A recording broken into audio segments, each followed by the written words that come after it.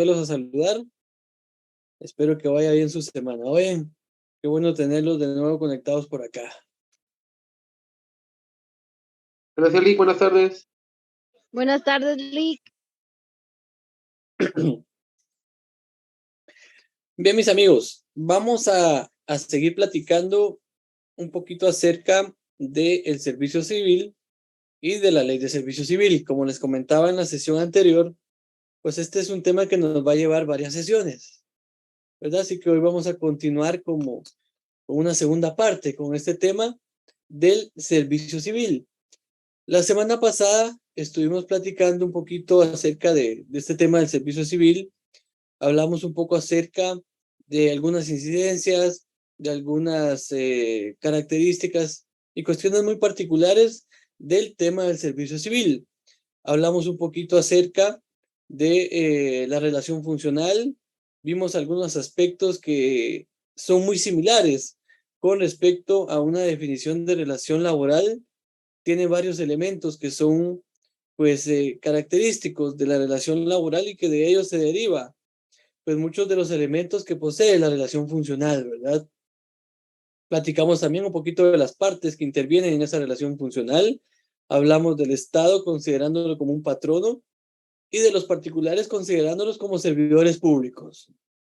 Adicionalmente a eso platicamos también un poquito acerca de cuándo inicia la relación funcional, de cuándo finaliza la relación funcional, ¿verdad?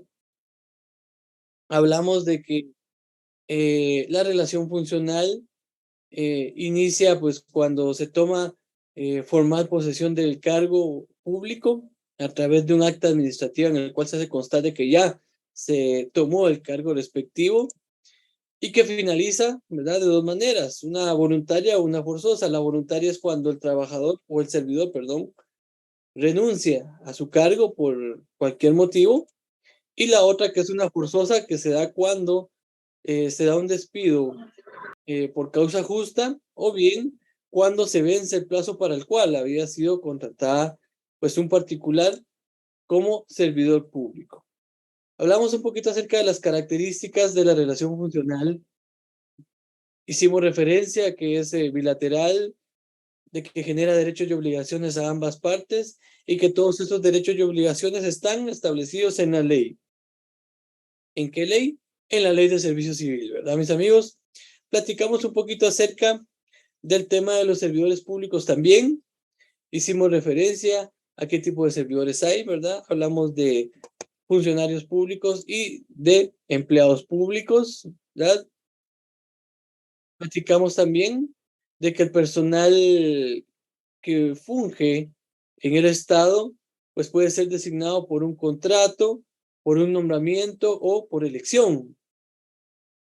Hablamos también un poquito acerca de la retribución y hablamos un poquito también, ¿verdad?, de la referencia que teníamos que hacer a los elementos de un contrato de trabajo, que son muy similares, ¿verdad?, que son muy similares a un contrato de un servidor público. Platicamos también un poquito acerca de los sistemas de ingreso, ¿verdad?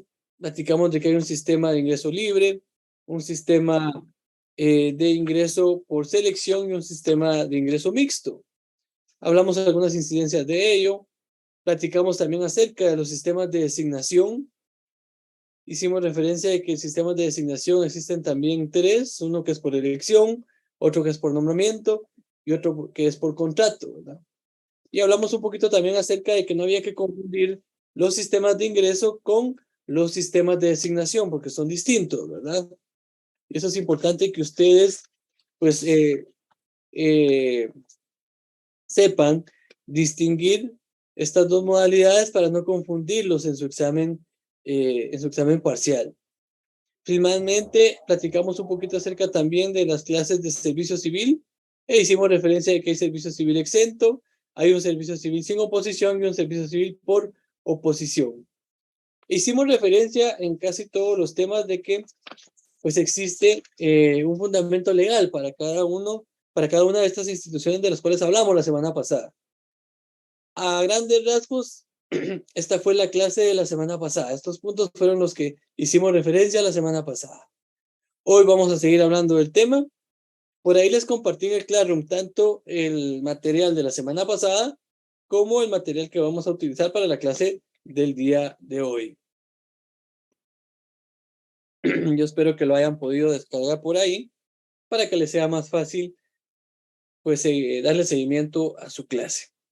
Pues bien, mis amigos, como ya platicamos las generalidades del servicio civil y de la relación funcional, vamos a hablar entonces hoy un poquito acerca de quién se encarga, de verificar o de administrar el servicio civil en nuestro país. Resulta ser, mis amigos, de que en nuestro país hay dos autoridades que se encargan de llevar el control del servicio civil. El primero de ellos, ¿verdad? La primera de ellas es la Junta Nacional del Servicio Civil. No sé si alguien tenga por ahí a la mano su ley de servicio civil y que nos pueda apoyar dándole lectura al artículo 9. Alguien que tenga por ahí a la mano su ley de servicio civil y que nos pueda apoyar dándole lectura al artículo 9. Claro, licenciado. Artículo.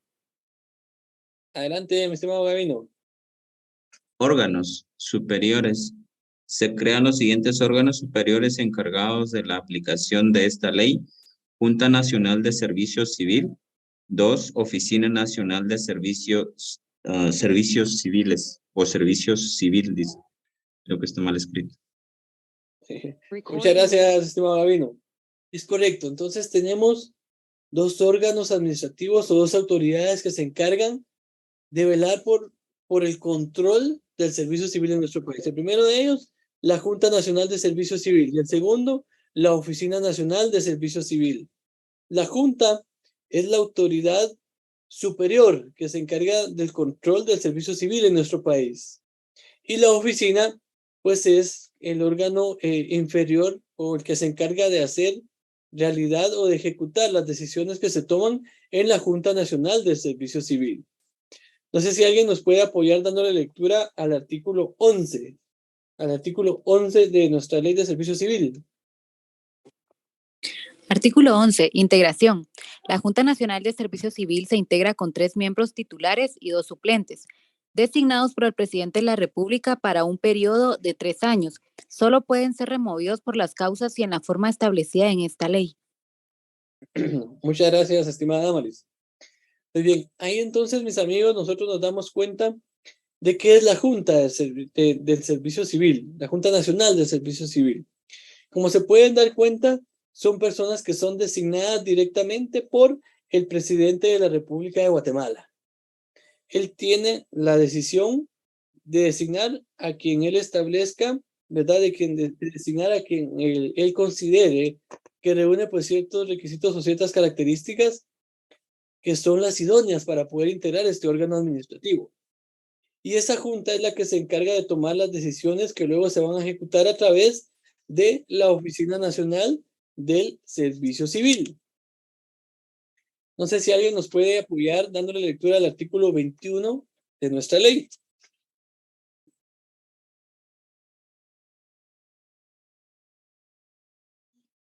Artículo 21. Perdón, compañera. Gracias, Helen. Adelante, Helen. Gracias. La Oficina Nacional de Servicio Civil. La Oficina Nacional de Servicio Civil es el órgano ejecutivo encargado de la aplicación de esta ley. Debe estar integrada por un director y un subdirector y por el demás personal indispensable para su funcionamiento y ejecutividad en todo el territorio de la República. Puede, a juicio del presidente de la República, crearse oficinas regionales dependientes de la oficina. Muchas gracias, Helen. Como pueden ver, mis amigos, aquí está el segundo órgano administrativo que se encarga del control y la administración del servicio civil en nuestro país, y es la Oficina Nacional del Servicio Civil, dirigida por un director y un subdirector, ¿verdad?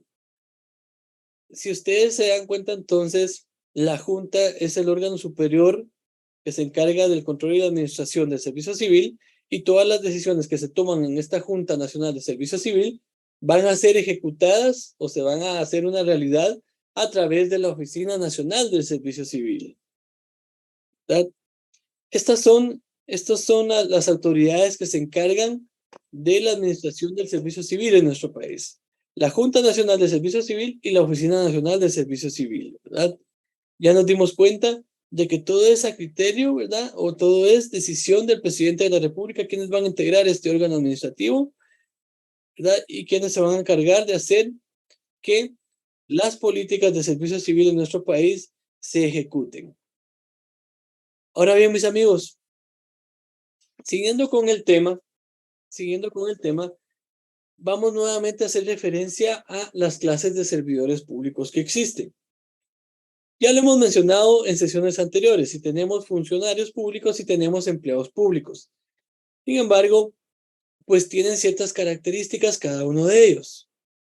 Para el caso de los funcionarios públicos, los funcionarios pueden ser designados, ¿verdad?, por elección o por nombramiento.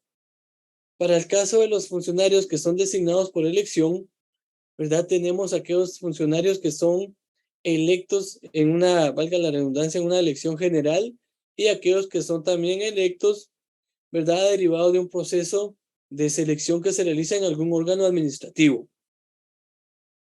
¿Verdad?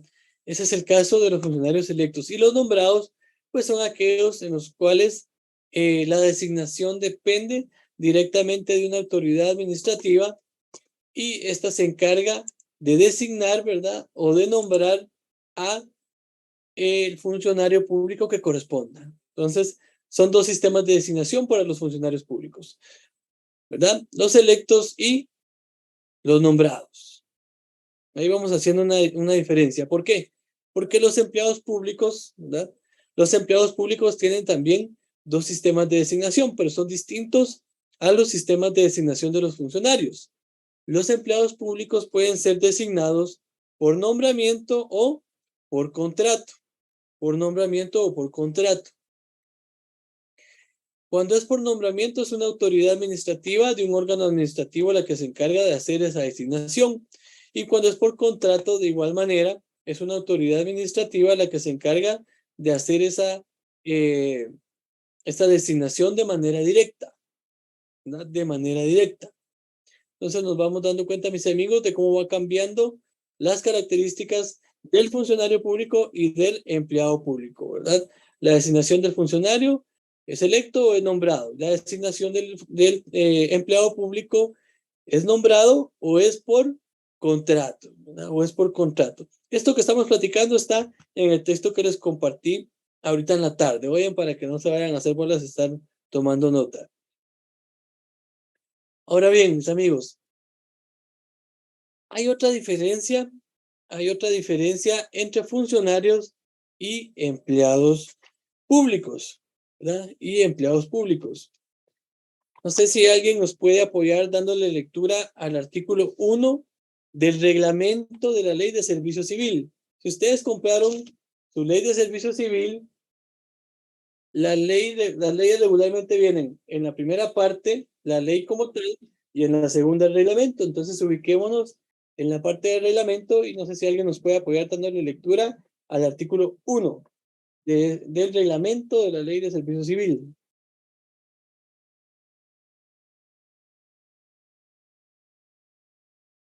¿Puedo, licenciado? Adelante, Gabino. Dice artículo 1, servidores públicos. Para los efectos de la Ley de Servicio Civil y el presente reglamento, se consideran como servidores públicos o trabajadores del Estado las siguientes. A. Funcionario público es la persona individual que ocupa un cargo o puesto en virtud de selección popular o nombramiento conforme a las leyes correspondientes por la cual ejerce mando, autoridad, competencia legal y representación de carácter oficial de la dependencia o entidad estatal correspondiente. Y B, empleado público es la persona individual que ocupa un puesto al servicio del Estado en las entidades o dependencias regidas por la Ley del Servicio Civil en virtud de nombramiento o contrato expedidos de conformidad con las disposiciones legales, por la cual queda obligado a prestar sus servicios o a ejecutar una obra personalmente a cambio de un salario, bajo la dirección continuada del representante de la dependencia, entidad o institución donde presta sus servicios y bajo la subordinación inmediata del funcionario o representante. No sé. Está ahí, mi estimado Gabino, muchas gracias, está ahí, muy amable. Pues bien, mis amigos, si ustedes se dan cuenta, acá en el artículo 1 del reglamento de la Ley de Servicio Civil, está de manera resumida lo que hemos venido platicando en sesiones anteriores y lo que estábamos hablando en estos últimos minutos. ¿Quiénes son funcionarios? ¿Quiénes son empleados? ¿Cuál es la manera en la cual se designa cada uno de ellos, verdad? Y algunas características esenciales de cada uno de ellos, ¿verdad? Por ejemplo, en el caso de los funcionarios, hace una distinción, ¿verdad? Que ejercen mando, que ejercen autoridad, que tienen una competencia legal y que en algunos casos ejercen una representación administrativa, ¿verdad? De una entidad. Mientras, ¿verdad? Mientras que en resumidas cuentas, el empleado público, ¿verdad? Está subordinado a un funcionario público, ¿verdad? Es un trabajador del Estado. Es importante que vayan marcando estos artículos, mis estimados amigos, que no se les pierdan para que al momento de su examen, pues no se les complique resolver el mismo, ¿verdad? De hecho, les comento, este tema que estamos platicando del servicio civil es algo que no solo les va a servir para su parcial, sino que seguramente en su examen privado, en la rama del derecho administrativo, se los van a preguntar. Así que es importante que marquen su ley y que no pierdan de vista estos artículos que estamos mencionando. El tema del servicio civil es un tema muy importante en el derecho administrativo y por consiguiente, pues obviamente su examen técnico profesional también es un tema de discusión y de evaluación. A mis amigos, sí que no se les pierdan estos artículos, mis amigos. Ahora bien, mis amigos, como ya vimos entonces, quiénes son servidores públicos, quiénes son funcionarios y quiénes son, empleados públicos, ¿verdad? Siempre surge la duda de qué pasa con aquellos, ¿verdad? ¿Qué pasa con aquellas personas que trabajan en una institución, ¿verdad? Pero que reciben un pago por la presentación, ¿verdad? De una factura, ¿verdad? Quienes presentan una factura y por esa factura se les paga por la prestación de sus servicios. No sé si alguien nos puede apoyar leyendo el último párrafo de ese artículo 1 del reglamento de la Ley de Servicio Civil, por favor. Buenas tardes, Lick, si gusta. Adelante, estimado Jonathan. No se consideran funcionarios o empleados públicos los que únicamente son retribuidos por el sistema de dietas, pues las mismas no constituyen salario, ni aquellos que son retribuidos con honorarios por prestar servicios técnicos o profesionales conforme a la Ley de Contrataciones del Estado. Excelente, muchas gracias, mi estimado amigo Jonathan. Como se dan cuenta, mis amigos, la misma ley hace esa distinción de quiénes son, ¿verdad? De quiénes son servidores públicos y quiénes no. Y quiénes no. Si una persona presta sus servicios, presenta una factura y por ella se le cancelan honorarios, esta persona no es un servidor público, ¿verdad? Igual a aquellas personas, ¿verdad?, que son retribuidos por el sistema de dietas, tampoco son servidores públicos. Pero el caso más emblemático es el tema, ¿verdad? O es el caso de aquellas personas que presentan una factura y que se les cancelan sus honorarios por la presentación de esa factura.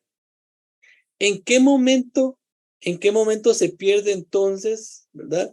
¿En qué momento se pierde entonces el espíritu de este párrafo que acabamos de leer? Se pierde, mis amigos, se pierde cuando alguno de los elementos del inciso B, ¿verdad? Cuando alguno de los elementos del inciso B de este mismo artículo se presenta en la prestación de los servicios. Es decir, ¿verdad?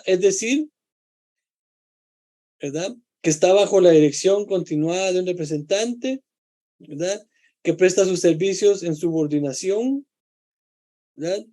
Que empieza a recibir beneficios de parte de esa institución, como por ejemplo que le designen un escritorio, que le designen una computadora, que empiece a llegar en cierto horario de labores.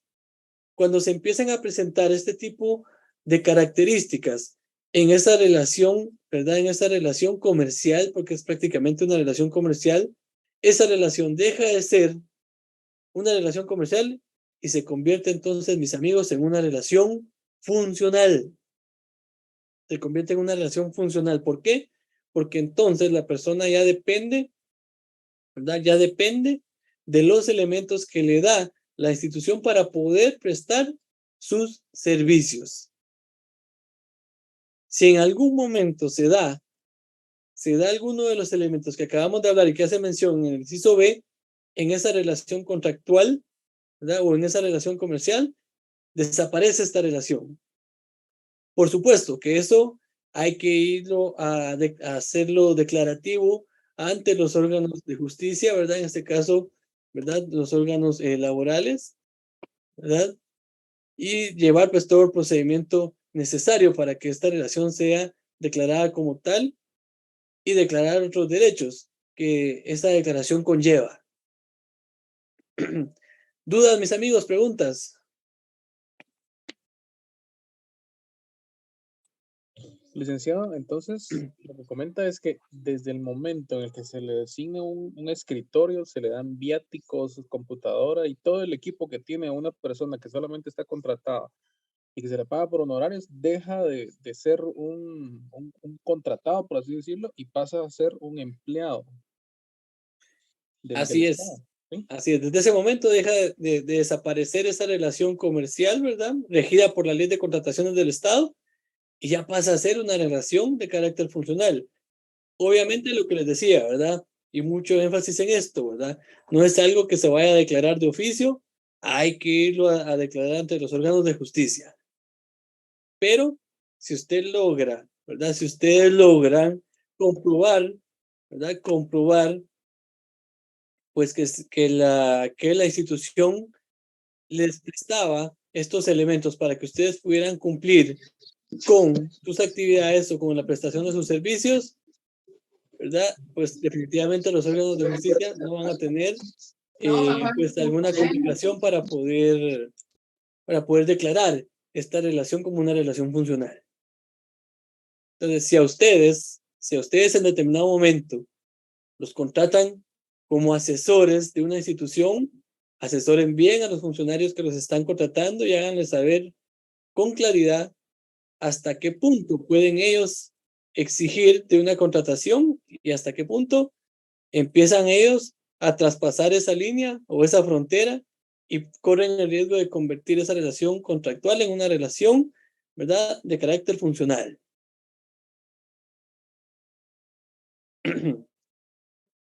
¿Más preguntas, amigos? ¿Más dudas?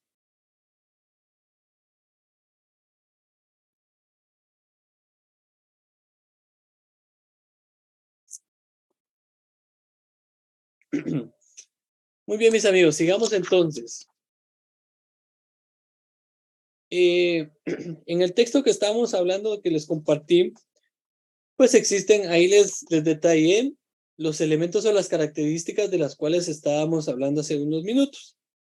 Primero, pues, cómo funciona este tema de la relación contractual, es decir, las contrataciones que se realizan, al amparo de la ley de contrataciones del Estado, ¿verdad? Primero, ¿verdad? No hay un horario, ¿verdad? No hay un horario, no pueden obligar a alguien que está contratado con servicios técnicos o profesionales a cumplir con un horario, ¿verdad? Segundo, no tiene la obligación de llegar a la institución. ¿Y por qué no tiene la obligación de llegar a la institución? Porque la institución no está obligada a brindarle los elementos para que él pueda cumplir con la prestación de sus servicios, ¿verdad? Es un proveedor más y como proveedor él tiene que ver de dónde saca los elementos para poder cumplir con sus servicios. Tercero, no tiene una relación con un jefe inmediato, ¿verdad? No está subordinado a nadie. No hay dependencia de una persona que le esté indicando qué hacer y qué no hacer, ¿verdad? No hay un salario, sino que son honorarios y no tiene derecho a prestaciones, ¿verdad? Porque es una relación comercial la que se está estableciendo.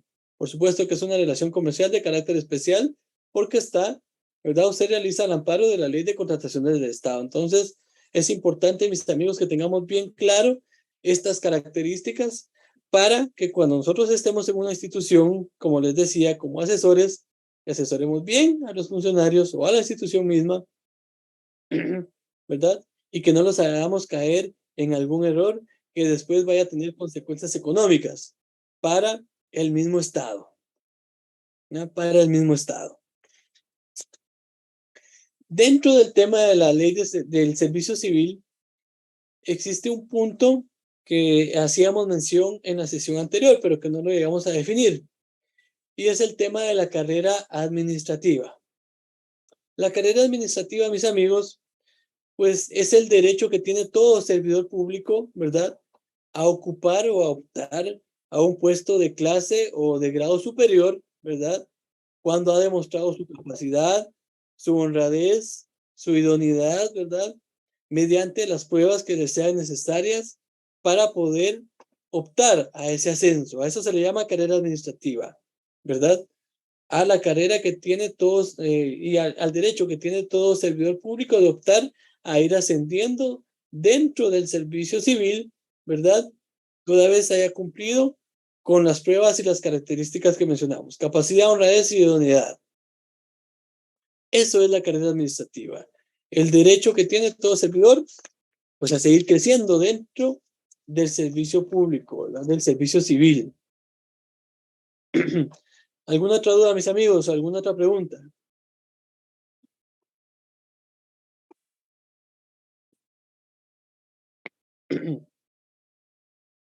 Lick, buenas tardes. ¿Y será que estos parámetros, por decirlo así, será que se cumplen en la vida real? Que contraten a, por ejemplo, a alguien que facture por servicios técnicos o profesionales y que igual que lo que usted decía, que no llegue, que no está subordinado a nada, se dará en la práctica, en la vida real. Sí, sí se da. Sí se da y se da bastante realmente. Fíjense que muchas veces, ¿verdad? Muchas veces se tiende a confundir este tipo de servicio como las famosas plazas fantasmas, ¿verdad? Pero si la persona está contratada bajo el amparo de la Ley de Contrataciones del Estado, pues existe un contrato que se tiene que cumplir y él al final deberá entregar un producto. Si ese producto no está, entonces ahí sí definitivamente pudo haber pasado algo y se puede llegar a considerar pues este tipo de servicio como una plaza fantasma. Pero si existe un producto como tal, ¿verdad?, no se puede decir de que sea una plaza fantasma porque es un contrato establecido bajo ciertas condiciones, con estas características, y existe un producto final. Pero sí se da y se da muchísimo. Y de hecho, ¿verdad? Y de hecho, para el caso de los particulares que son contratados bajo el amparo de la Ley de Contratación del Estado, es lo mejor. Es lo mejor. ¿Por qué? Porque entonces se evita, ¿verdad? Se evita de que se caiga en un error y que eso tenga, pues, a futuro consecuencias económicas para la institución. Ok, gracias, Lick. Es que le preguntaba porque yo supe de varias personas que trabajaron en una entidad del Estado. Igual, de hecho, 2 de ellos por servicios técnicos y otro por servicios profesionales. Igual se terminó, bueno, al final creo que hubo cambio de dirección y todo el tema de cambios y los despidieron, por decir algo, o se terminó el contrato y fueron a demandar y que los 3 ganaron una jugosa cantidad de dinero. Entonces yo le preguntaba eso realmente porque al final, ¿qué tanto se respeta en la vida real? Porque lo que usted decía de que los contrataron por servicios técnicos, pero luego pasaron esa línea pequeña y al final cayeron en subordinación, en horario, entonces fueron a demostrarlo con el juez y terminaron ganando.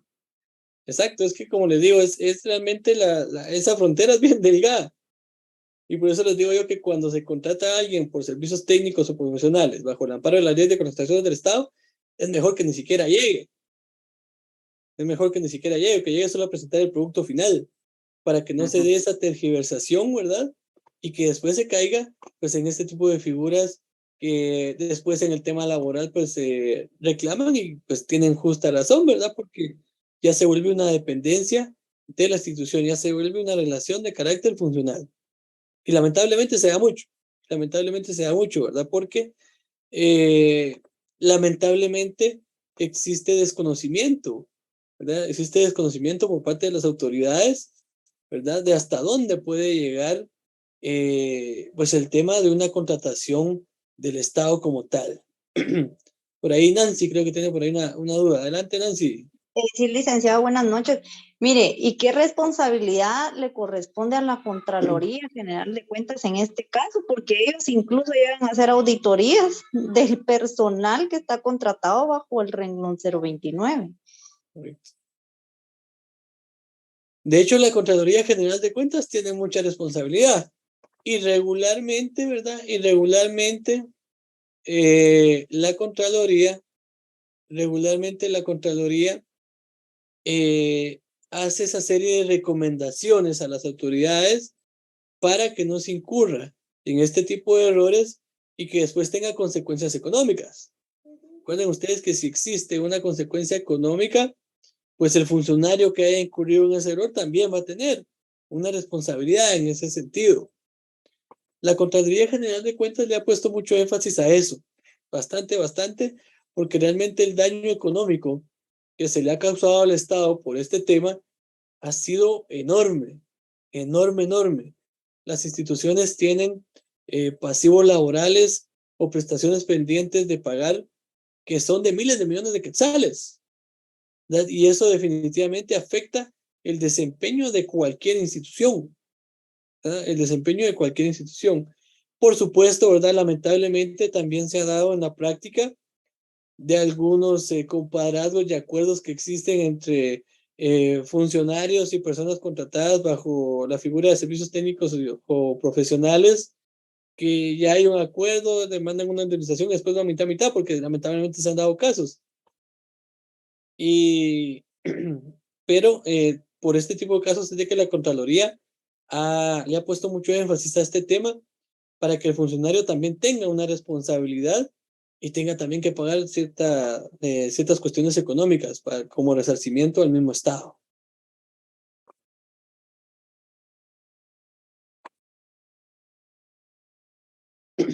¿Más dudas, mis amigos?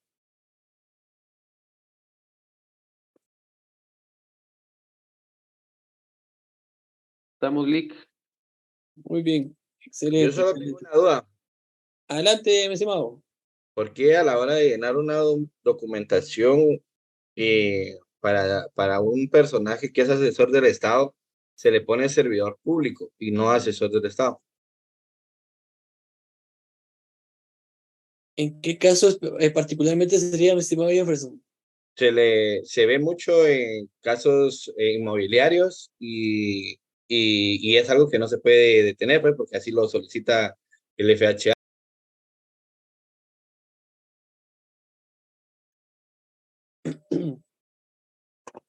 Tal vez se me pudiera ampliar un poquito, mi estimado amigo Jefferson, porque la verdad ahí en ese tema no desconozco un poquito, en el tema de FHA.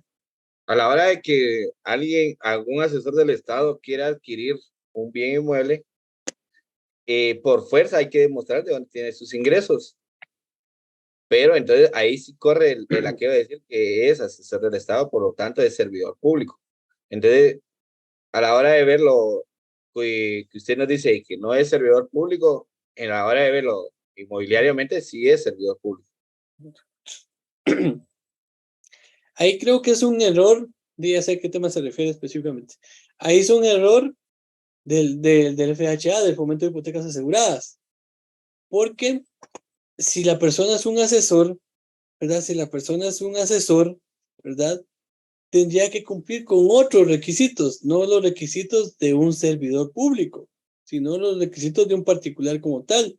Demostrar sus ingresos a través de una declaración jurada, de una declaración contable, ¿verdad? Y no a través de cualquier otro tipo de declaración que le extiende, pues, una institución como tal. Es un error del Fomento de Hipotecas Aseguradas colocar o solicitar en los formularios para solicitar este tipo de hipotecas, catalogar a todas las personas, sean servidores o sean particulares, como servidores públicos, ¿verdad? Yo creo que de repente por ahí incluso podría ser un tema que la misma Contraloría General de Cuentas podría ponerle atención para, ¿verdad? Para evitar que a través de esta declaración se puedan dar otro tipo de reclamaciones ante los órganos de justicia, porque por ejemplo este mismo formulario puede servir como una prueba fehaciente, ¿verdad? Porque está firmado, porque está avalado, porque incluso piden un visto bueno, ¿verdad? Piden un visto bueno de parte de la autoridad para poder autorizar el procedimiento o diligenciamiento de este tipo de peticiones a través de estos formularios. Es un error del fomento, mi estimado Jefferson. Sí, pero mientras no se desiste ese error, hay que seguirlo llenando así. Gracias, Lick. Exactamente, exactamente. ¿Alguna otra duda, mis amigos? ¿Alguna otra pregunta?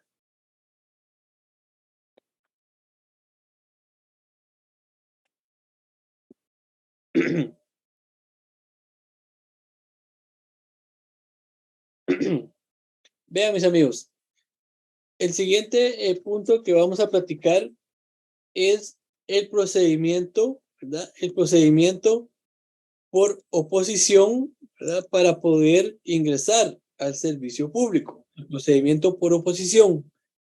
Como es un poquito extenso y quiero explicarlo de manera continua, lo vamos a dejar para la siguiente sesión. Así en la siguiente sesión arrancamos desde el paso 1 hasta el último paso para poder ingresar al servicio civil a través del procedimiento por oposición, ¿verdad? Como ya tenemos nuestro material, yo les voy a pedir que adelantemos un poquito en nuestra ley y vayamos marcando los artículos, ¿verdad? Los artículos que en el material están detallados para que en nuestra próxima sesión sea pues más ágil el desarrollo de la misma, y si tienen dudas pues también las vamos a ir resolviendo conforme vamos a ir viendo el procedimiento por oposición. Es un procedimiento pues digamos sencillo, pero que es necesario que ustedes le pongan énfasis y le pongan atención, ¿verdad? Porque seguramente les va a servir no solo en el resto del curso, sino para su examen parcial y sino también para su examen técnico profesional, que Dios primero, en un par de años ustedes ya van a estar por ahí. Así que mis amigos, yo dejaría la sesión de este día por acá. Vayan a tomarse su cafecito, su panito, y en la próxima sesión entonces empezamos desde el paso número 1 hasta el paso número 9 del procedimiento por oposición, mis amigos. Que tengan una excelente noche, que Dios los bendiga y nos vemos en la próxima sesión, mis amigos. Gracias, Lick.